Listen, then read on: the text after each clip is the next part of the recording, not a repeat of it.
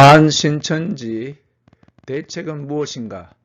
예, 어제 대구 월드컵 경기장에 10만 명이나 되는 신천지 사람들이 모였는 것이 이제 언론에 대대적으로 나오기 시작했습니다. 왜 허락했는가? 이태원 희생된 지 채 한 달도 안 됐는데 이런 대규모 집회를 왜 허락했는가? 논란의 여지가 있었습니다. 저는 그런 논란의 여지보다도 과연 반신천지 대책 무엇인가 좀 더 깊은 차원의 생각을 나누고자 합니다. 제가 읽었던 책 중에 요한계시를 어떻게 읽을 것인가 라는 책에 보면 이런 내용이 나옵니다. 공감되는 내용이기 때문에 나누는 겁니다. 요한계시록에 있는 신비적인 요소들을 자의적으로 강조하여 그 분파의 지도자인 자신들을 더욱 신격화하고 분파적 집단을 특수 집단화함으로써 그 구성원들을 결속시키며 또한 다른 사람들을 끌어들이는 데 사용한다.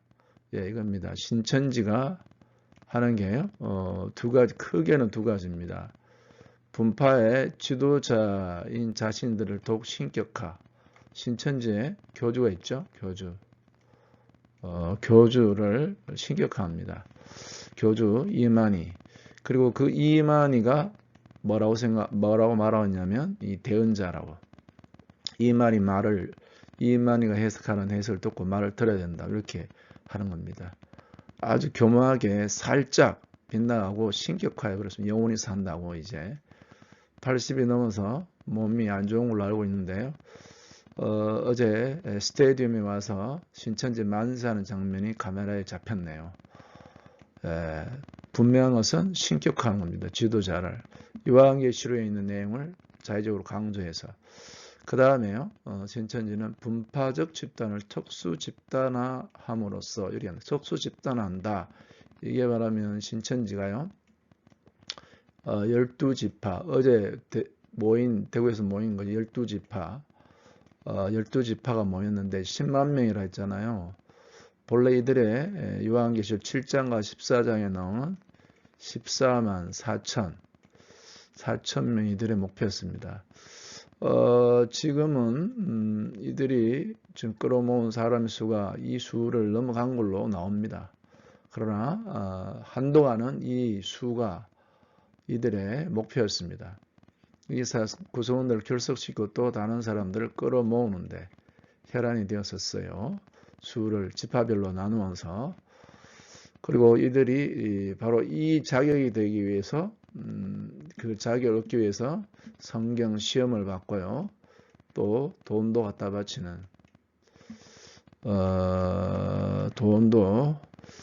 바치는 일들을 서슴없이 했고 많은 젊은이들이 이쪽으로 넘어갔고 가정이 파괴되는 일들이 발생했습니다.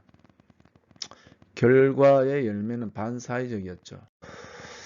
자, 그런데 이제 우리가 좀 더 생각해 볼 바로 이겁니다. 성경에 대한 객관적 비판 능력이 없는 일반 신도들은 여기 보면 일반 신도들이 했는데 일반 신도들 뿐만 아니에요.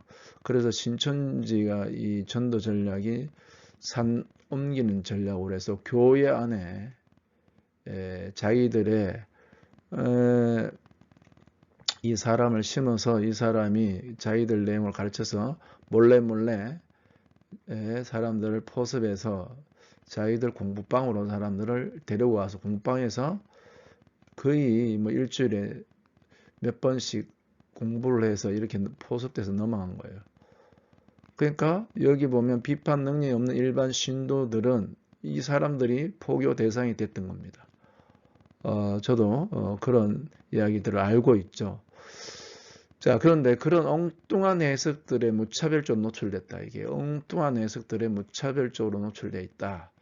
이건 일반 신도들 뿐만 아니라 교회 중직 다 포함되어 있던 상황입니다.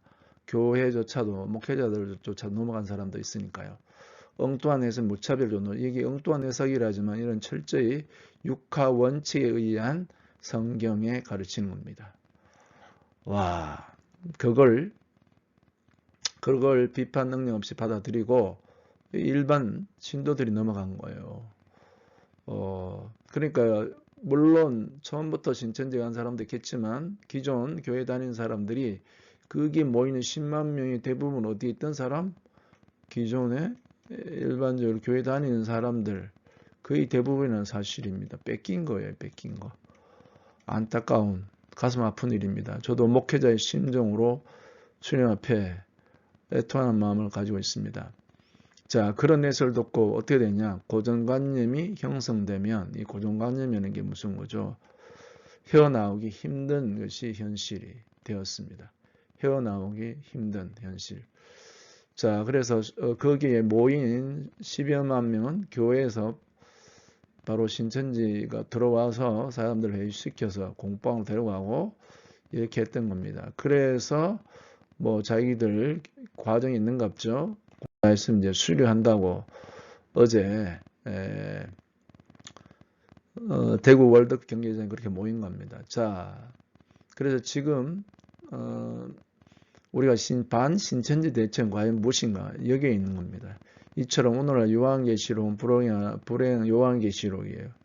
요한계시록은 불행하게 그 이단적 분파, 신천지뿐만 아닙니다. 한국의 유명한 이단들이 주로 전용했던 게 요한계시록입니다. 요한계시 전용물이 되고 말았던 것이 신천지, 그러니까 14만 4천에 들어간다고.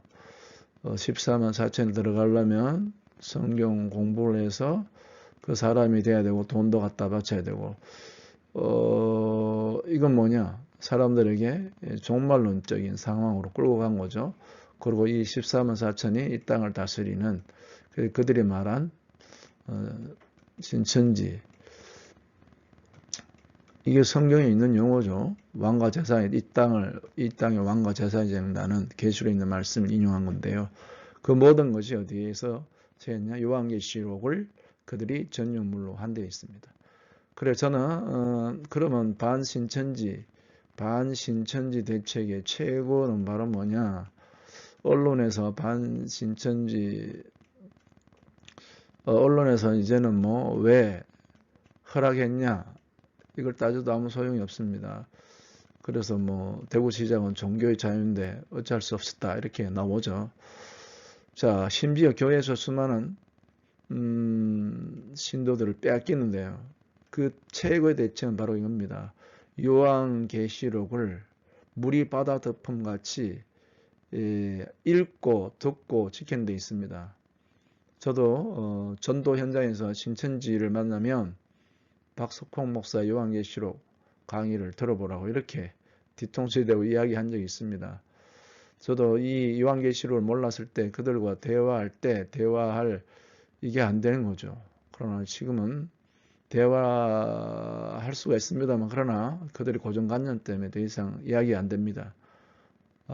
기존에 있는 성도들을 잃지 않으려면 우리는 백신은 바로 뭐냐? 요한계시록을 읽게 하는 겁니다.